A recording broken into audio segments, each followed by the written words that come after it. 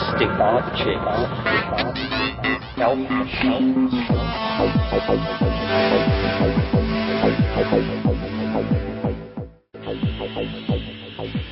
Greetings from Cyberdelic Space. This is Lorenzo, and I'm your host here in the Psychedelic Salon. So here we are, back for the conclusion of the Trialogue between Terence McKenna, Ralph Abraham, and Rupert Sheldrake on the topic of the unconscious. And since I've got a few things I want to comment on at the end of this program, I'm going to keep this introduction mercifully short and get right into today's Trialogue. What I'm going to do is to begin by playing the last few minutes of the previous side of this tape to give us a little continuity from the last program. And so we'll begin with Terence McKenna's thoughts about the drug of choice for Islam. Yes, although whether Islam has a drug at all could be argued. I mean, perhaps the drug of the Islamic world is coffee. Caffeine is more typical of the state of mind we associate with most of the denizens of that part of the world, rather than the affable states induced by cannabis. It's the shrill, argumentative, and mercenary arguments of the marketplace, and coffee managed to take that basic foothold and write itself into every labor contract on earth. It's the only drug sanctioned by industrial capitalism in the form of the coffee break.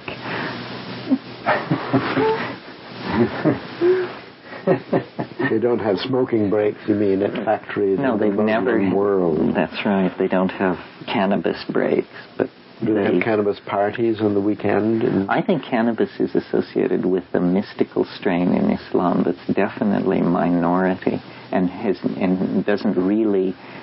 When it has shaped Islamic culture, it's been episodic and far in the past.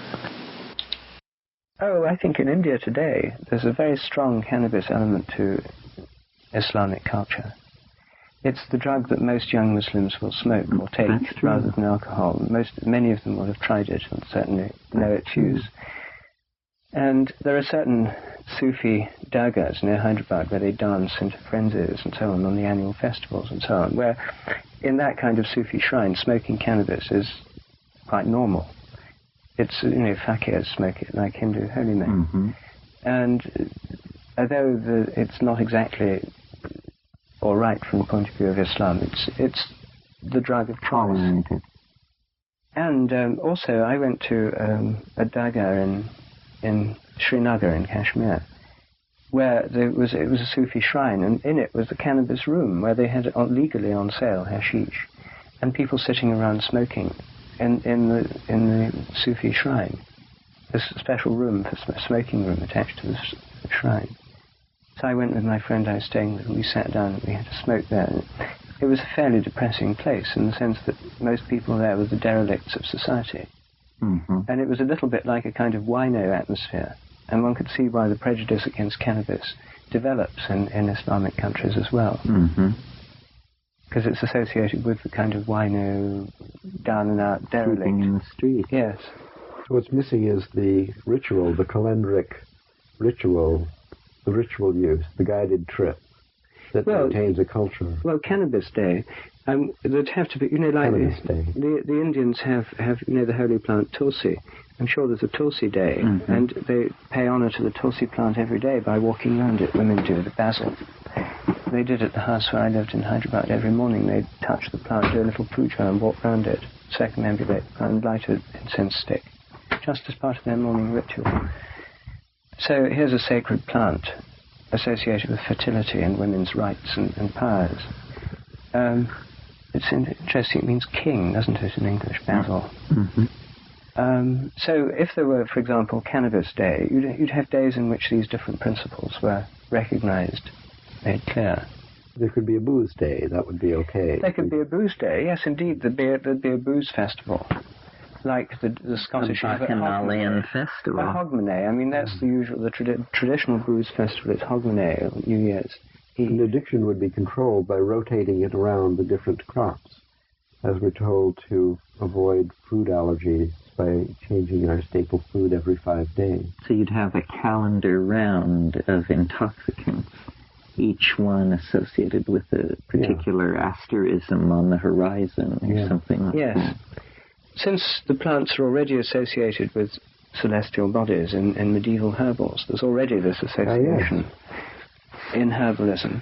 It's, in some cases, it would merely be a matter of looking it up. I mean, recovering the old perception, because they had perceptions of these relations.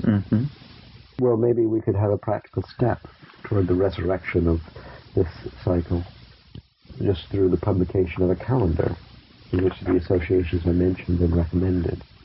Well, such things almost already exist, don't they? Sacred day calendars. I've seen several versions. None. But with plants and addictions, is there a booze day and a Oh no, I don't think it's got to the stage of new dates being appropriately. The choice of dates and everything. I think the Alexandrian Institute or the Deep Society or somebody could be induced to publish this project. Well, I think as long as Cannabis Day occurs more frequently than once in the solar round, we could associate it with something fast, like Mercury. Once a month. One day in the lunar cycle. Each lunar cycle would be Cannabis Day, I would think. Yes, or possibly. Well, there'll be lobbies, I suppose, for every plant. I think weekly would probably be best, since it would become a foundational thing. You see, the Christian sacrament of Holy Communion, taken weekly by most people, involves the sacred sanctification of wine. The ritual element, the central sacrificial element, is wine, and there's no doubt that alcohol has this, and the fermentation and the corn and all those kinds of things are a central part of these mysteries, ancient mysteries, come in the Christian form. Which is wine on Saturday, beginning maybe at Friday sundown. Yes, cannabis on Sunday. I think cannabis on Friday, actually, because cannabis is the Islamic Sabbath. I mean, it's the Jewish Shekinah day. Friday is the day of prayers of Muslims and is their most sacred day, and cannabis is their, if anything's their sacred plant, this is it. Then Friday evening is also the invocation of the Shekinah in the Jewish custom, the invocation of the feminine presence of God, or the Sabbath bride, by the woman lighting the candles at sunset on Friday evening. Well, Robin Sylvan, you know, has readopted this invocation of the Sabbath bride, and like other Jews who've been to these sort of Jewish revival work weekends led by Lynn Gottlieb and people, it's all to do with reconnecting with the sacred festivals and observing the Sabbath as the first step, and actually sacralizing the flow of time. Well, he's done it by, they light the candles and then they smoke together and talk. Great. And that's Friday evening's their evening for meeting, and in a kind of sacramental spirit. And so Friday is the Cannabis Day, and I think that's probably a good day for it. It's also the Goddess Day, you see, Friday, Freya, Venus Day. So I'd advance Friday as my top choice for Cannabis Day. Beginning Friday at sundown, you mean? Yes. And then Saturday at sundown, Alcohol Day. Yes, Saturday at sundown, Alcohol Day. Yeah. Monday morning, one takes coffee. Tuesday tea. Yes, Tuesday tea. And Wednesday, presumably, DMT. Well, we need rituals so that when consciousness is restored by difference through the change of the medium, as it were, then this consciousness would be focused on some submerged furniture through an actual ritual associated, as this Friday night ritual is associated with the Shekinah. And, Sunday is the sun, so here we could have the salutation to the sun. Yes, Surya Namaskar. Surya Namaskar. Monday we could have sunrise, Sunday sunrise. Monday. Well, moon festivals. We could have a moon observance. I mean, actually, it would be quite easy to reclaim the week, because the names are all still there. Yes, the week is a good way to go, I think. Annual is like too slow for modern society. Oh, I think annual's a really good one as well. Yeah. Well, you have these many cycles running, and then... Well, seasons. For people to be unconscious of the seasons in modern cities, this is really shocking. Notice that what you end up suggesting is that the reclamation of the unconscious has to do with directing attention into time. Using these mechanisms The traditionally time known to is work. the body of the unconscious, apparently. Well, time is the mediator of the differences. Time is the enemy of habituation. Time is the strategy subverting sensory inhibition. Time is the theater of habituation Yes. as well. So time and attention used creatively banish the unconscious. Well, I don't know how they banish it on an annual basis. I mean, they still mean that a lot of these things go unconscious again for much of the year, but they keep each aspect of the collective consciousness, which is far larger than the everyday consciousness, because it includes all the mythic and ceremonial realms. By this annual connection, they keep the whole collective consciousness aware and in acknowledging on a systematic basis these different dimensions of So symbolically, the unconscious is death. Symbolically, the unconscious is death. Yes, because it's the absence of awareness. Or is it sleep? It's sleep and death, which are often equated. Yeah. And so then if sleep and death are the principal images of the unconscious, we then have the curious intermediate form of dreams, which are intermediate between unconscious and conscious life in some sense. Mm-hmm. They're conscious after a form, but not fully conscious, and they occur when we're unconscious and we rapidly forget them. And a role for meditation in maintaining consciousness through a voluntary fluctuation, difference in awareness. Well, in the annual cycle, people should become, and we should become more aware of the zodiacal sign, not the fictitious zodiacal sign of Western modern astrology, but the actual asterism in the sky through which the sun is now passing. And we'd become much more aware of the movements of the heavens. If for example, Thursday, Thor's Day, or Jupiter's Day, Jovadi, is associated with Jupiter, as it is, or Saturday with Saturn, that on those days you actually see those planets in the sky, you learn where they are, and you know on those days where to look to them, because you have to direct your consciousness towards them, to come under the beneficent influence of their principle. And even if they're up in daytime, you can still be aware of what part of the sky they're in. Exactly, and the rituals of these different days would involve actually connecting with the intelligences of the planets, which is what the names of the days are named after. There could be sort of accelerators in public places, like a big tube which is aimed at the place in the sky where Jupiter is, a little clock adjusts it, and you just go up when you're passing by, and through looking through it, you're aware of the fact that even if you can't see it because it's daytime, that's where Jupiter is. That's right. Thursday. And then these things are set either by a technician or by some remote control program more easily, so that the next day you'd have Venus, Friday. And then Saturday you'd have Saturn, and each day there'd be a renewed awareness of the planetary bodies, and you might also have to include something for the more recently discovered ones, Pluto and Uranus and so on. Well, several days would have two readings. But this then would be returning onto a modern version of those medieval cathedral clocks that show all the astrological astronomical configurations. And they should be in towers, but of course these towers will be associated with shopping malls instead of with cathedrals and abbeys and so on, because shopping malls are actually the modern equivalent of the medieval abbey. I see, they've always seemed to me the most desolate and desanctified of places. Well, I was at Glastonbury Abbey recently, and they have, in little museum, and then there are drawings and reconstructions of the place, and there's this huge, outside the wall, there's this huge market which goes on, which is exactly like a shopping mall. People have their stalls selling things, and shopping malls are really like bazaars, you see, because you have one big building, and then you have little shops with no walls around. They're souks. Yes. And the only thing missing, of course, is the actual abbey. Mere detail, because a bank sits but in we'll its put place. that back. We'll know where to put it, you see, because we have to put it back in the middle of commerce where people like to go for shopping. And then between the jewelry store and the grocery store, one would pass by this tower, which if you felt like it, you could ascend, and then take the darshan of Jupiter and Pluto. Yes, somehow I so hate shopping malls that I'd rather be able to go to it without having to go past all these shops. Yes, I would too, but... So we have to have the freestanding version, or the ancient sacred site version as well. Yeah.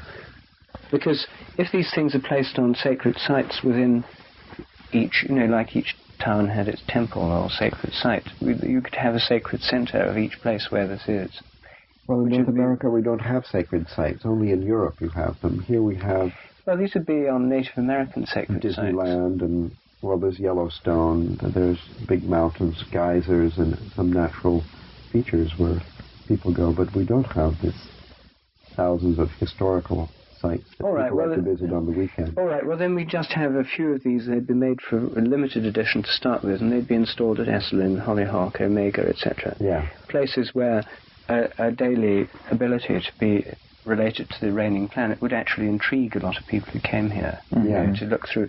And it would be a novel feature. Everyone would talk about it. It would be fairly easy to make, especially if it were manually operated. It'd have to be a staff position, you see, where these work-study scholars, they call them here, rotate. They're quite happy at their work because they rotate the job, so they have this novelty factor.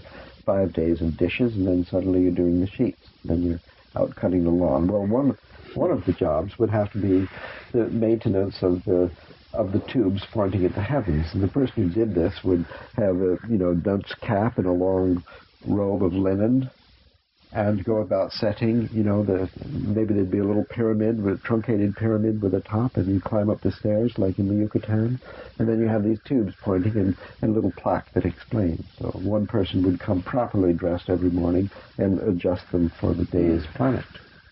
Like those Arabic or Mogul observatories, like you see there. They're like parks, where there's one where you go up a long ramp, and that gives you a view on something. Right. And then there are all these different ramps and tubes and sort of semicircular, so you can get all different viewing angles. That's exactly it. It's a kind of astronomical theme park, in a way, where you've got all these apparatuses which actually enable it to become a reality for you, in relation, by walking into it and climbing upstairs and moving around in it. Parks. So I think Stonehenge and those places must have had something of this quality. They still function in this way for a lot of people. So the thing is, it's not difficult to construct henge-like structures or these astronomical tube setups. So we'd start with a few selected places, a kit that could probably be mounted on a sort of couple of yards square The henge area. kit. We'll sell henge kits. Well, this would first be the tube kit, the celestial observation kit with mini henge. Would be the first product. Yes, and then we'd have the complete henge kit, which for use at schools, institutions, etc., where people have got commanding views and or farmers or open-air entrepreneurs in the countryside. You would have these henge kits established, where you've got the entire line of view of, if you sit in the centre of the exact horizon position of midsummer sunrise, equinoxes, the rising points of the moon through its 18-year cycle of moving along the different points. All these marked out by the coordinates of henge with a booklet, maybe a computer program explaining exactly which ones to look for when. And then relation to the heavenly bodies through sitting in the centre of a henge could become, again, a living experience for millions of people. Yeah. Public parks could have them. Yes, people would go for it too, because they would find out through experience that something actually does happen to you when you look at that part of the sky, that the direct sight, personal observation of the sky has this effect on consciousness. It's cheap, it's easy to obtain, and it's fun. It's as popular as Disneyland. Exactly. So if this kit were designed, first the tube kit and then the henge kit, based on a reliable study of ancient henge monuments, including wood henge, the materials used. It could be wood, you see, because wood henge, and they weren't. Or it could be stone, in which case one would have to send out it would simply be an instruction manual for the kind of local stone to use.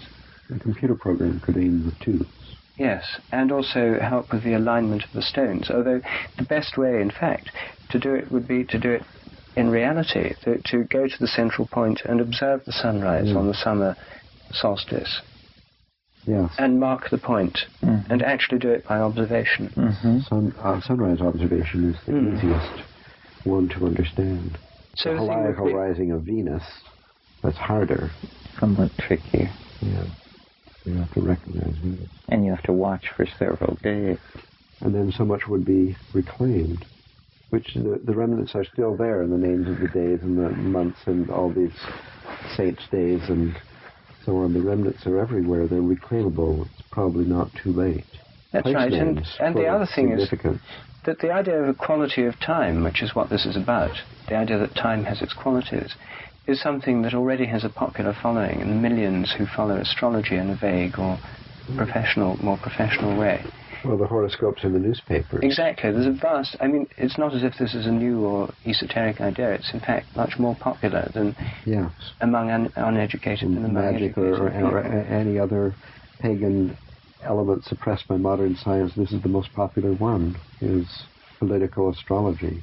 The popular faith that time does, in fact, have variable qualities. Well, the and position times of the planet, birth, etc., moments of important events, etc. Well, judicial astrology. I mean, who is doing the horoscope of August 2nd and the invasion of Kuwait and so on? Someone, I'm sure. Oh, I'm sure they are. But probably the United Nations is not consulting it. Probably not, but maybe Saddam Hussein is. Maybe he is. But elective astrology, which is the kind most commonly used in India, like picking the right date for a wedding or for starting a new business or something, I suppose it may be. I don't know whether Saddam Hussein is using that kind of astrology. Maybe not.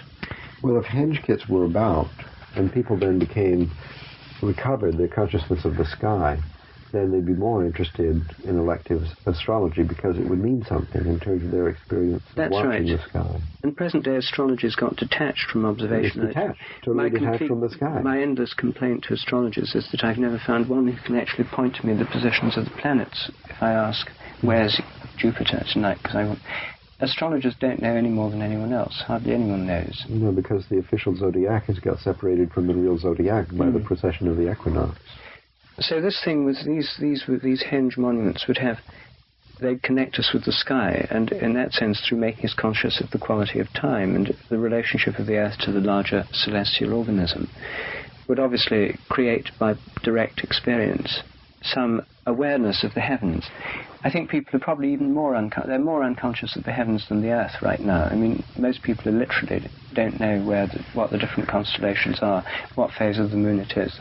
Modern city life leads to an almost unconsciousness of the heavenly realm. Whereas we're very conscious of the Earth realm in terms of we know about the cores of the Earth, we know about, everyone knows geology and tectonic plates and stuff. Our attention is Earth-directed, very much so. And so this heavenly connection is obviously an important step. Yeah.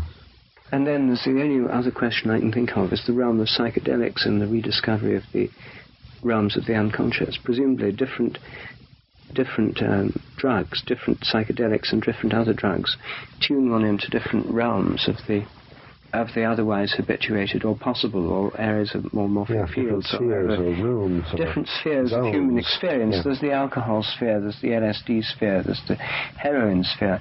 Incidentally, the heroin's legal too, if you think about it. It's legal for people who are dying.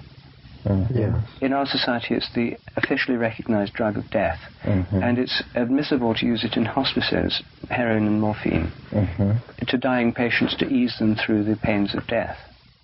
So it is legal in our society, but it's the death drug. Yes, you have to retain a certain, not only age, but a state.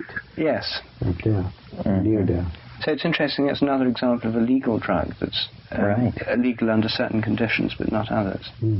It occurred to me that, heroin and opium, easing the pains of death, that death aspect of those drugs, has a kind of traditional lineage of, opium is a kind of painkiller, that's long been known. And as a visionary substance, it's a dream drug. A long lineage. It's a dream drug, dream and death drug. Whereas cocaine, because in its original form taken by Indians when climbing hills and so on, was a work drug. And indeed, that's what it still is for the yuppie cocaine takers that we read about in magazines. That's right.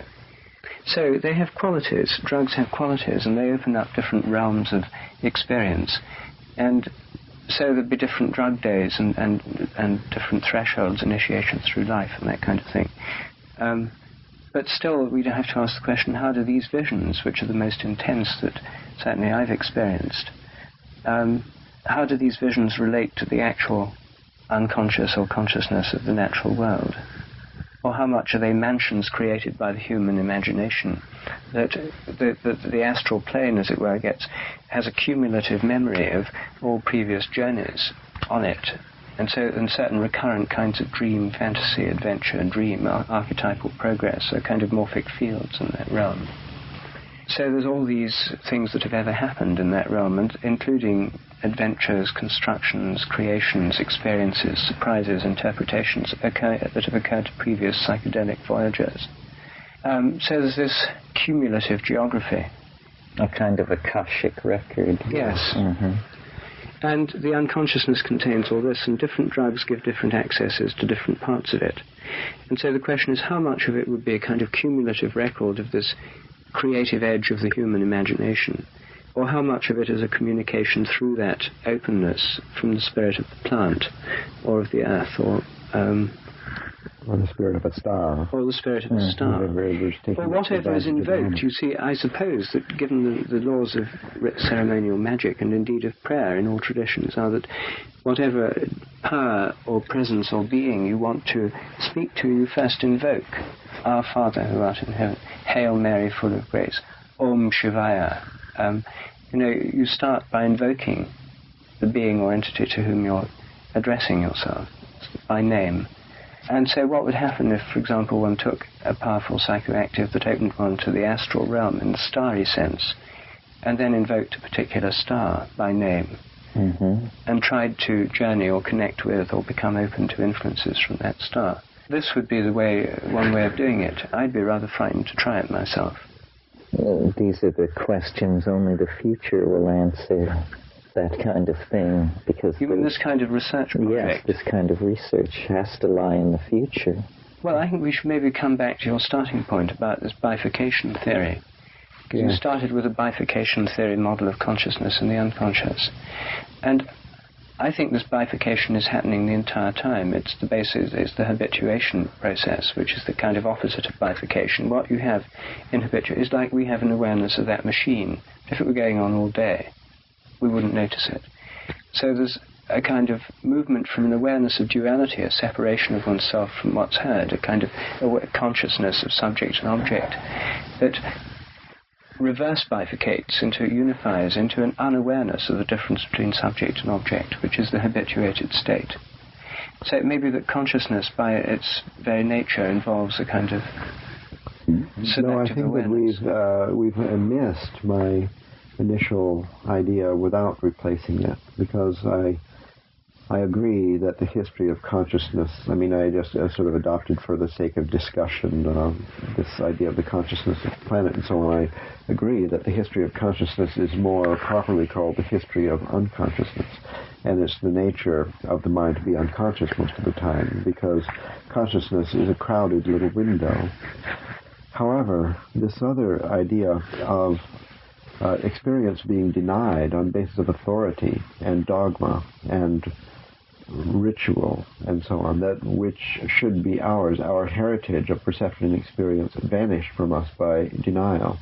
The idea that chaos is bad, for example, that this is another kind of unconsciousness. This is the unavailable part of the unconscious, over which is illegal, difficult, and perhaps even impossible to fly your plane and look out the window of consciousness and observe it. It becomes unavailable. This is the dark part of unconsciousness, and this kind of unconsciousness, I think, is created at a certain time in history, and there is a bifurcation for it. And previously, certainly in microbial life, we do not have an idea of prohibited experience, of a denial of valid experience and so on. All it can be smelled, eaten, excluded, and so on. Exhaled. All of this is okay. Denial, I think, is a recent phenomenon, and here there's serious danger for our evolution, because once the experience is denied, then evolution is shunted off its track. What point in time do you think it was when this happened? Well, this patriarchal business, I don't know if the whole complex has a particular element which is the dominant, leading, or causative one.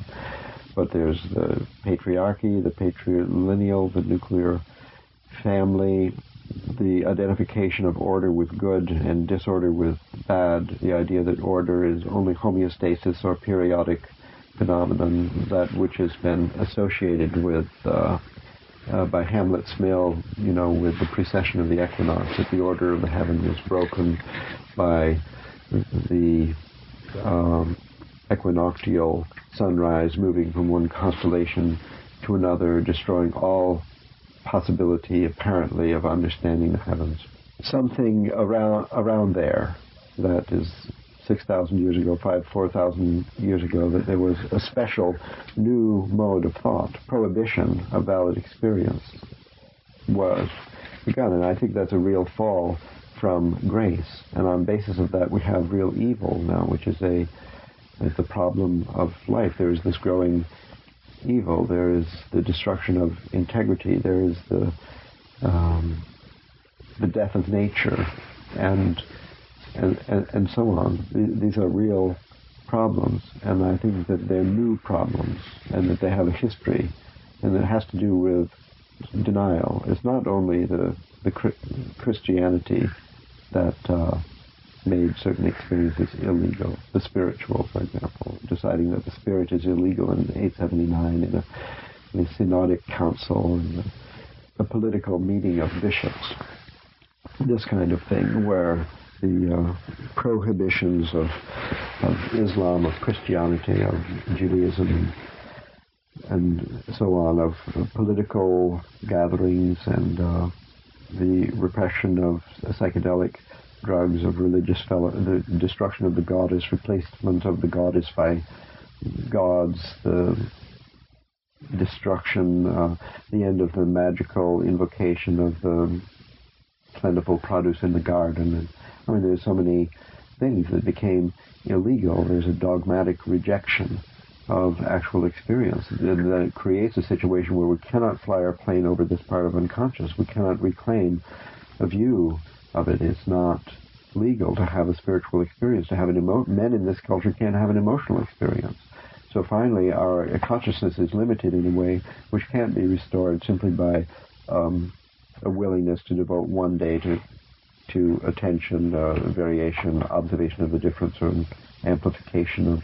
It just becomes unavailable, and I think that we have touched on some means that can be used to restore, when it became legal, to try to heal ourselves from the effect of this denial. Then the means are there, and we've discussed them, but there's a political step which is necessary that we haven't touched upon, which would legislate into existence these henges and so on, which would make it legal to henge, would make it okay to henge. We don't know how to produce the station to regain what is lost.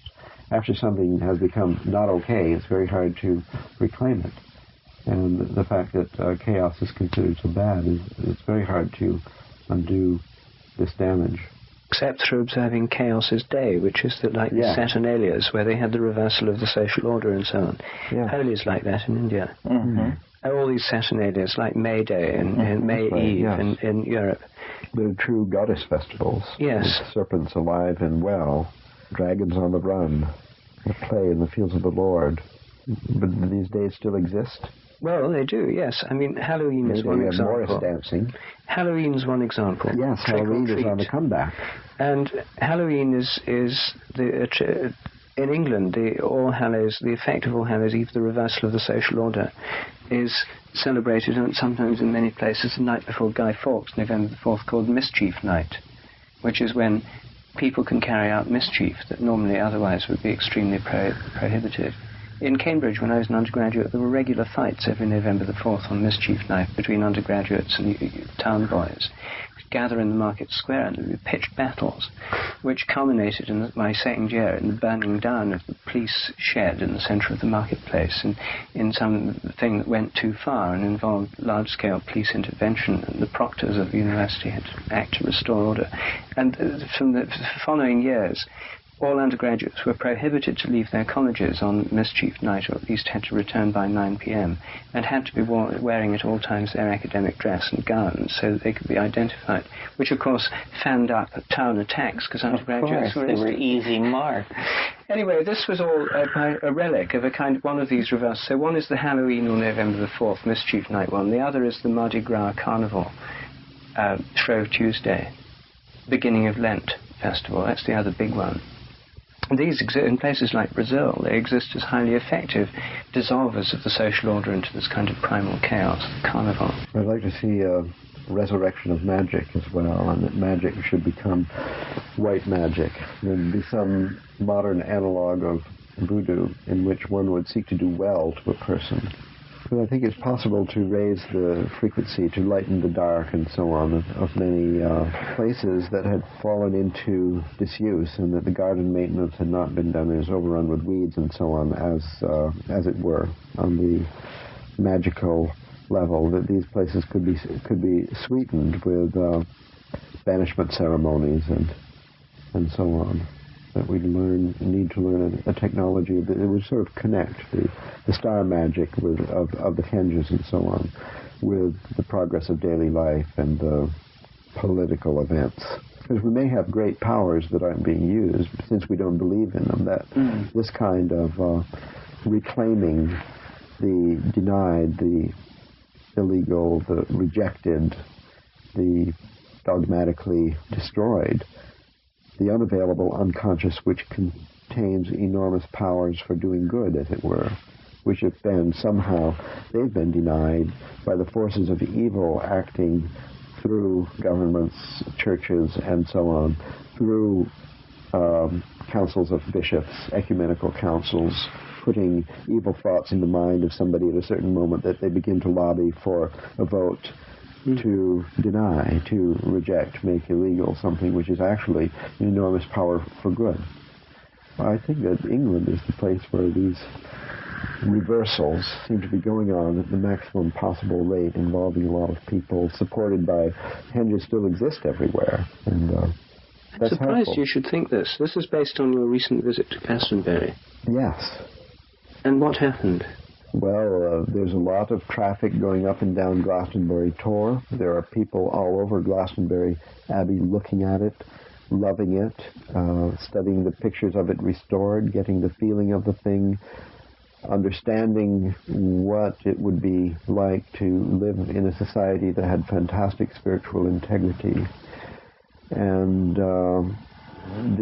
particularly the studies of the ley lines and the St. Michael and St. Mary's lines that go up and down in the country there, where places like Avebury and Glastonbury belong to this line.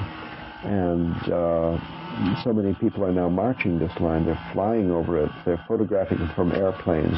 They're walking along it. They're dousing it. They're having the personal experience of the pagan legacy, and they're re-evoking these things through discussions and publication of books and reading books and having meetings about and actually going to the sites. It's thousands of people. It's a holiday destination resort. Glastonbury Abbey, Dorchester Abbey, Dartmoor. It's incredible. Yes, it's true. And there are a lot of earth mystery circles, and I mean, the lay hunters. I mean, these are mostly quite small societies, but they do exist. But I'd always assumed there must be something comparable here in the recovery of Native American traditions and sacred places. Not yet. There are teachers, and there are centers like Ojai and so on, where they have these people who seem still to be in quite good command of the old traditions. And they have workshops and people do come and so on, but it's just nothing like the scale of individual popular archaeology going on in England. It's decades away from that. Really?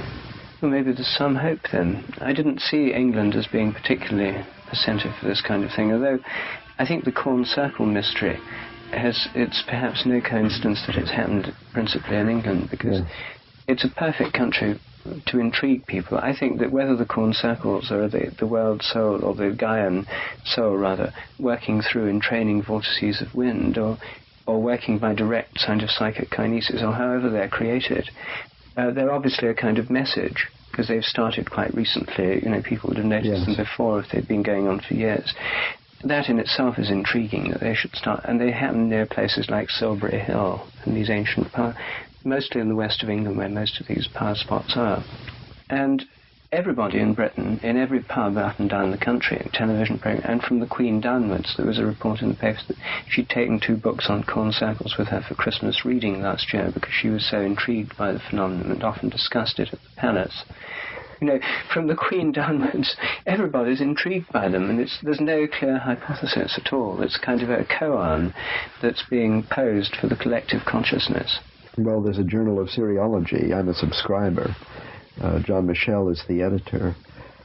The interesting thing is that all of this stuff has been connected up, and the whole Earth Mysteries movement, their motto is a kind of a general systems approach to all these different things. Try to synthesize the learnings about the ley lines, the henges, the corn circles into super understanding of the Gaian physiology and the relationship with our evolution and the history of consciousness. So it's the only place I know. Maybe in Brittany there's a French equivalent that we don't know much about because not knowing French well enough. But that's possible. I think the ley line idea actually occurred first in Brittany. It seems to me that we've obviously been talking about the unconscious in a much wider sense. We've been talking about the Gaian unconscious or the natural unconscious in a much wider sense than Jung's still humanistic idea of the collective unconscious, which, although being unconscious, it's hard to assign it boundaries, is generally assumed by Jung and his followers to be confined to humanity. Yes, a very limiting hypothesis, a dangerous hypothesis. The first one that we want to transcend is the separation of the human unconscious from the other unconscious. So that's a curtain. That's one of the curtains you're talking about consciousness, because as soon as you say that the human unconscious is separate, or the human consciousness was the first thing Descartes said, separate from the entire realm of matter, then you get the idea of the unconscious, an extension of mind, and that separate from the unconsciousness of the rest of nature. You've cut off human consciousness into a human sphere or balloon with no windows, no true windows or openings to the world of nature. I think one of the important correlates that I'm always hesitate to mention last is eating meat, domesticated animals and eating them. I mean, they're like the Maasai, for example. You have dairy, and then you have eating the older animals when they die. That's one thing. But then, like, breeding them and killing them only to eat them is another. And I think it's impossible to do that at the same time that you imagine a continuity between your own spirit and the spirit of the animal. So associated with this animal domestication and eating habit, addiction, is the denial of consciousness in the animals, which is one of those veils, which then excludes microbes, plants, and the whole of Gaia. It's a human-centered veil-generating device is eating these things, or drinking the blood instead of the milk. Yes, it seems quite... it is associated with the dominator mode, presumably. This idea, since the dominators came out of herders and hunters, rather than the agricultural people. Yes.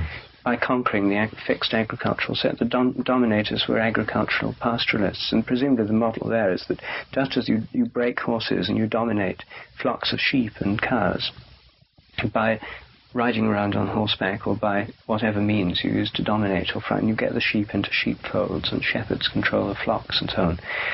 Then it's a short step from doing that to people, where people become the herds. And human sacrifices were common in the rituals, and probably the sacrifice meat was eaten. They used to have a meat shop outside the temple, because after the sacrifice, of course, they'd sell the meat. And that was considered bad for the temple to raise money by selling the meat of the sacrificed animal. So in the case of the human sacrifices, with the Mayans, for example, I wouldn't be surprised if eating the victim was part of the practice. And this certainly must involve a lot of denial. And these denials are kind of one-way transactions. It's very hard to recover. I suppose it takes generations of being vegetarian before you could relate to a food animal like a cow. I had a friend, Danielle, he'd see a cow, and then the cow would say to Danielle, moo, and Danielle would say, hamburger. I think we should quit here. Well, I guess if you weren't already a vegetarian, that you're either going to give it serious thought right now, or or you're going to put Ralph's comments about eating a conscious animal right out of your own consciousness. It's an interesting choice, don't you think? As I was listening to this conversation with you just now, it struck me how well the subscribers to this podcast would fit into the ebb and flow of the discussion. You know, some of the emails I've received lately lead me to believe that you guys could hold your own with these trialoguers. Which brings me to a suggestion that Tom made recently about trying to put together a Skype cast with multiple participants.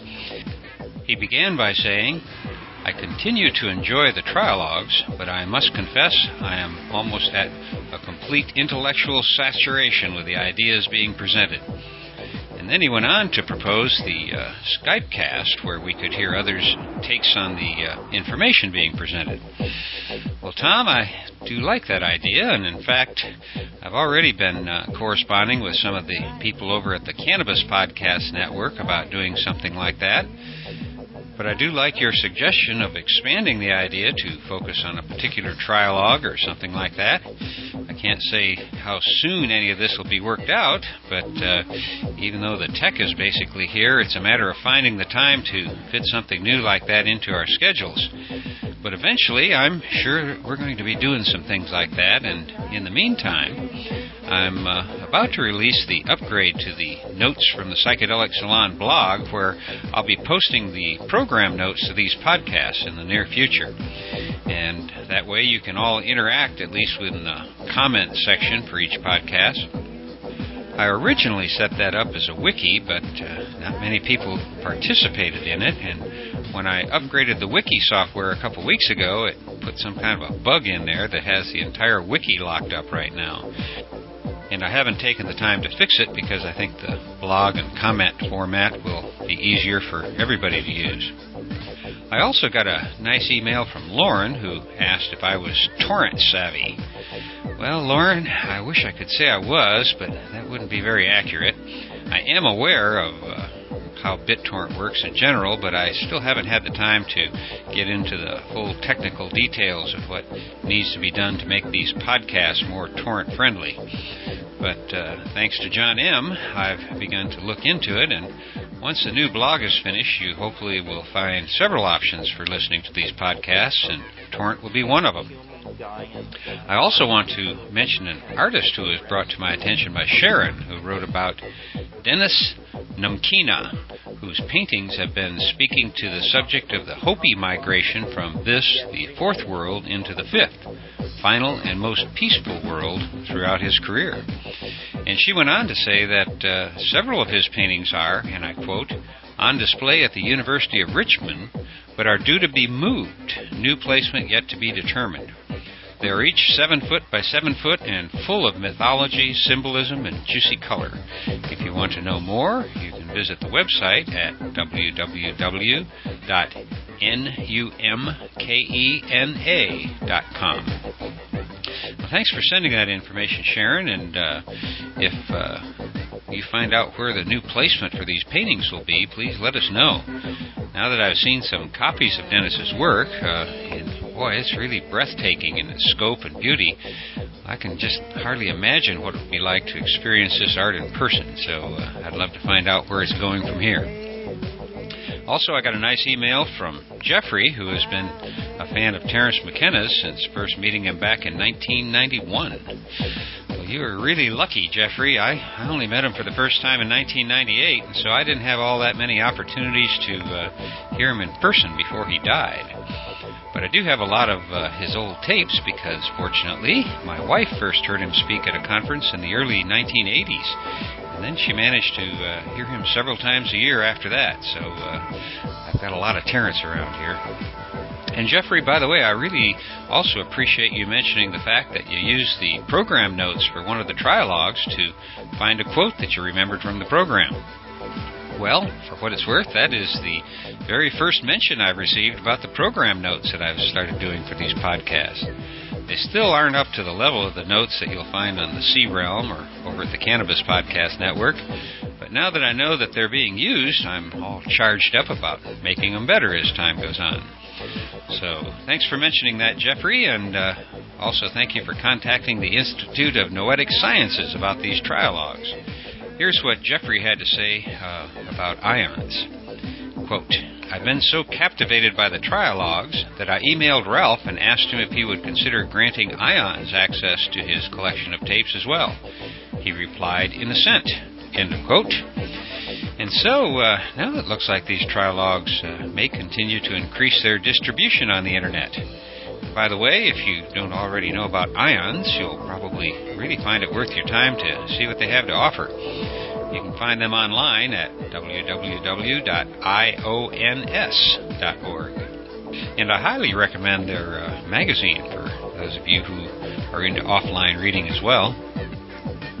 Finally, I want to comment on a wonderful email I received from Cooper, who describes himself as a high school student living under the oppressive educational system. And he went on to say, quote, I'm sure you may already have some picture of this, but I really just wanted to bring your attention to the fact that your audience is not just comprised of the established core following and the regular burners, but your podcast has succeeded in reaching out to new people, such as myself, who have no prior affiliation with the larger community. Well, it's really good of you to point that out, Cooper, because your generation is exactly who I'm really hoping to reach with these podcasts. You know, ever since that twisted little mind of Nancy Reagan came up with her Just Say No campaign, the schools in the states have been brainwashing the most important members of our society into equating the use of entheogens with the use of things like methamphetamines, crack cocaine, and other non-psychedelic substances. I think it's critically important that your generation reformulate Mrs. Reagan's nonsensical saying by spelling no, K-N-O-W.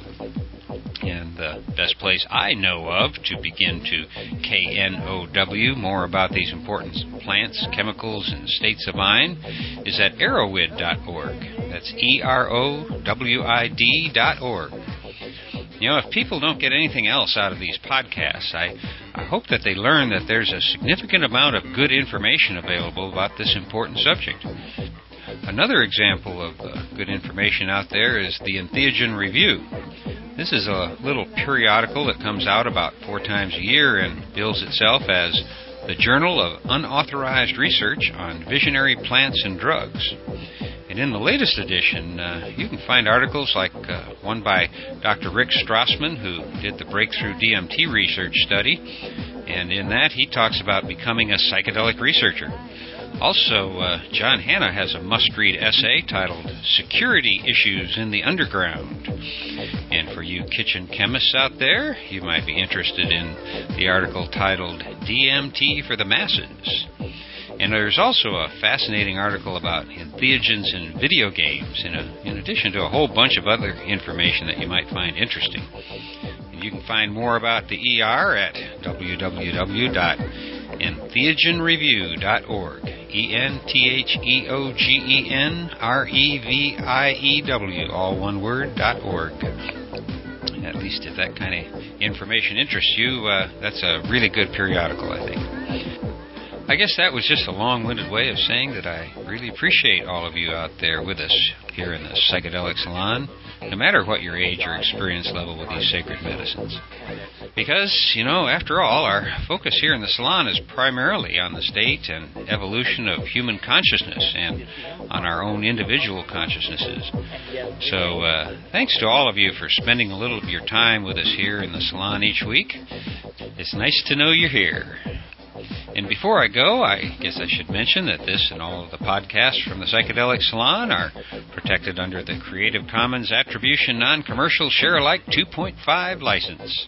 And if you have any questions on that, you can click on the link at the bottom of the Psychedelic Salon webpage, which may be found at matrixmasters.com/podcasts. And if you still have questions, you can send them an email to Lorenzo at matrixmasters.com. Thank you to Chateau Hayuk for letting me use your music here in the Psychedelic Salon. And for now, this is Lorenzo, signing off from Cyberdelic Space. Be well, my friends. L-A-L-A.